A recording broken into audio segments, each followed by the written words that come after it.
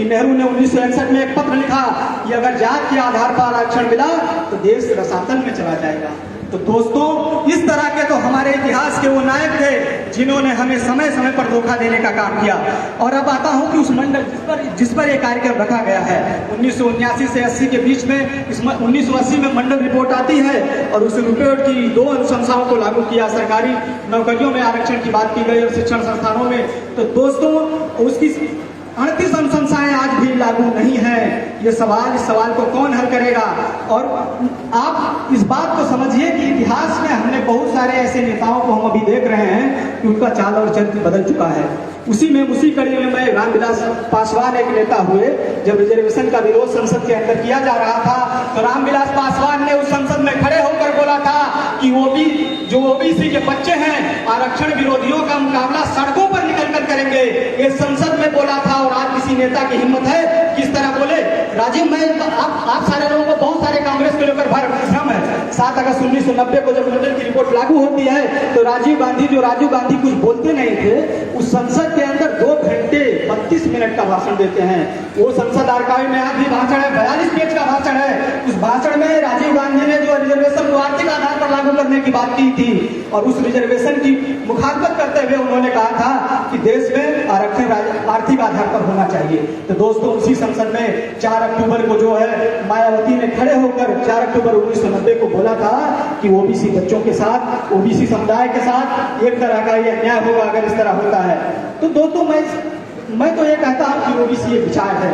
जो बीपी सिंह ने कहा था कि ओबीसी या मंडल कमीशन एक विचार है और उस विचार को लेकर हम सबको आगे बढ़ने की जरूरत है। तो उस मंडल कमीशन की रिपोर्ट को ये दुर्भाग्य है कि अब तक उसका हिंदी में सही से अनुवाद नहीं हो सका है। तो दोस्तों, जो ये बात मैं कहना चाहता हूं कि इस मंडल आयोग की सिफारिशों में जिसमें यह कहा गया कि भूमिहीनों में भूमि सुधार की बात की जाए, नदियों के किनारे मछुआरों को जो है पट्टा किया जाए, ये सारे सवाल आज भी उसी तरह कुम्हारों और लोहारों के लिए अलग से जो सिर्फ ना चाहते हैं उनके लिए सरकार प्रावधान करे, उन सारे सवालों को इतिहास में भुला दिया गया है। और दोस्तों, इस बात को जब उसी बहस के दौरान एक तो हम लोगों को जो ओबीसी को लेकर भ्रम है, एक बात मैं कहना चाहता हूं, इस देश में 3 ही संवैधानिक नायक हैं। सांस्कृतिक और संवैधानिक नायकों की अलग करिए, नहीं तो ये सवाल कभी हल होने वाला नहीं है।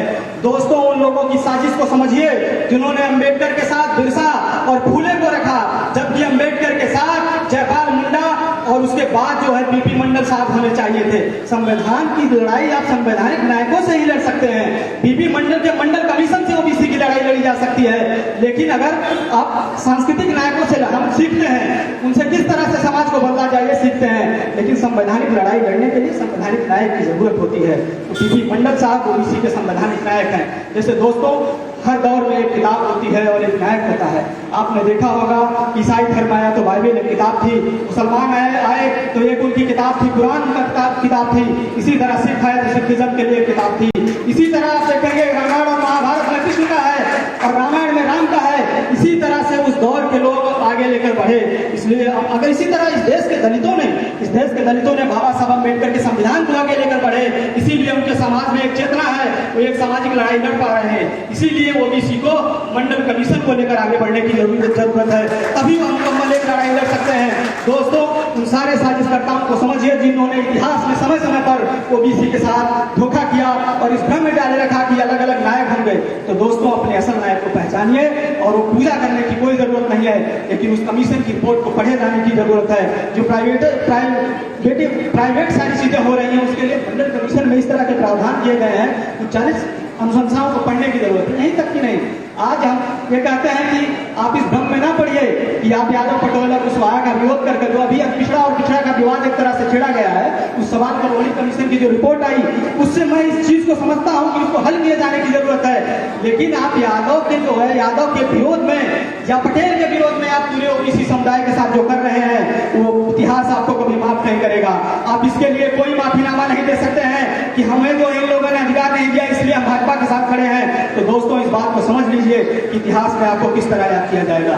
तो साथियों, मैं बहुत सारी बातें बोलना चाहता हूं, लेकिन बहुत सारे और बोलने वाले लोग हैं। तो दोस्तों, मैं अपनी बात को खत्म करते हुए इस बात से करना चाहता हूं कि दुष्यंत कुमार का एक शेर है कि कहाँ तो था चिरागा हर एक घर के लिए, कहाँ चराग सर शहर के लिए।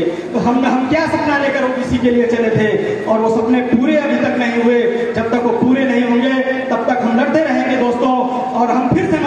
जाएंगे, सब फूट कमंडल जाएंगे।